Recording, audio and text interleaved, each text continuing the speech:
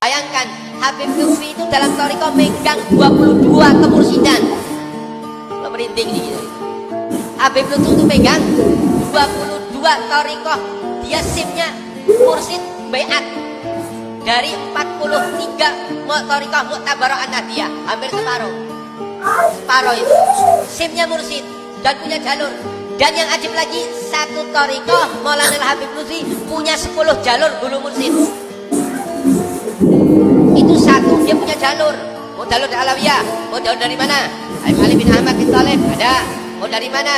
Dari Habib Hasan bin Bungur, ada. Dari Habib Ali Bungur, ada. Jalurnya Habib Ahmad bin Hasan, ada. Mau dari siapa? Ngeri kan, ngeri.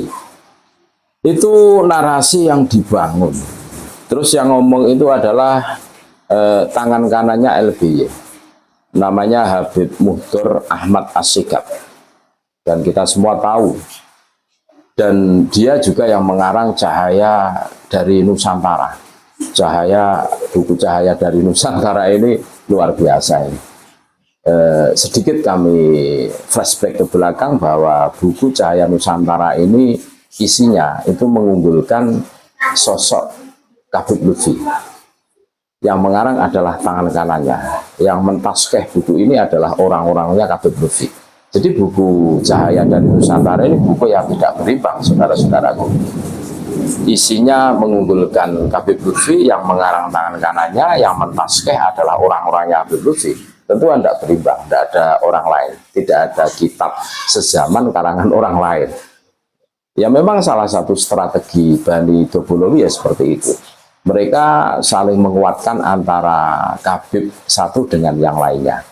Dan ini bukan rahasia umum lagi, ini ada pola yang diterapkan mereka. Itu salah satu strategi mereka untuk mengangkat kredibilitas para Habib, biar dianggap wali, biar dianggap orang yang luar biasa, tentu seperti itu.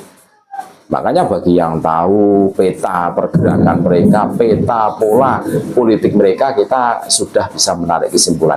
Termasuk cuplikan video dari Habib Ahmad Muhtar Ahmad As-Sigab. Wah, ini kebalik karena namanya itu ya dibilang sulit ya tidak sebenarnya, cuma tidak kreatif gitu loh.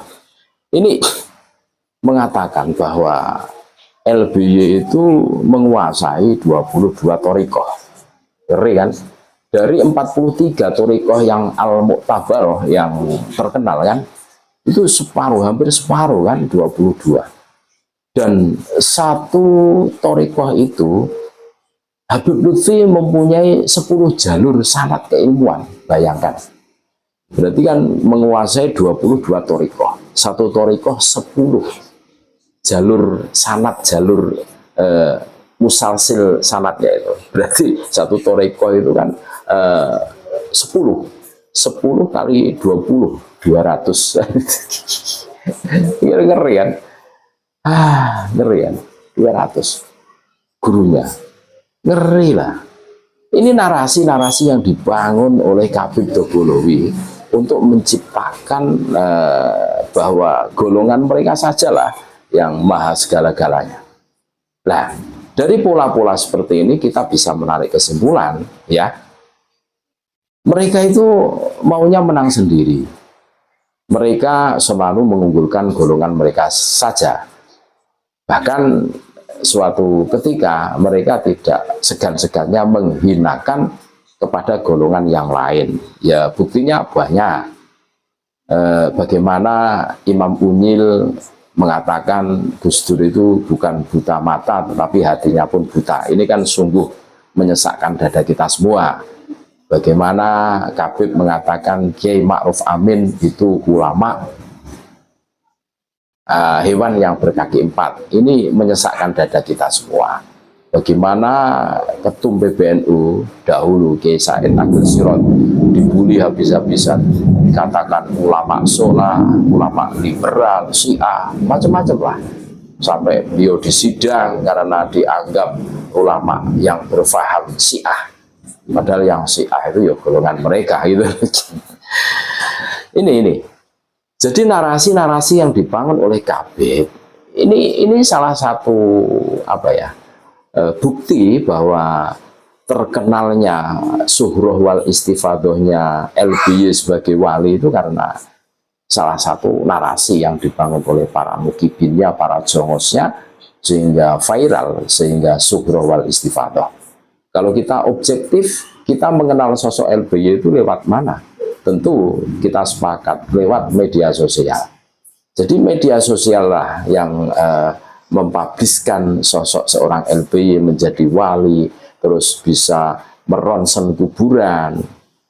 Banyak orang yang datang ke kediaman beliau untuk meminta sanad keturunannya, termasuk yang menjadi korban dobosnya LBY itu yaitu santrinya itu yang terkenal dengan es tehnya itu kan, di mana-mana cerita keturunan Bahasan Besari yang ke-9.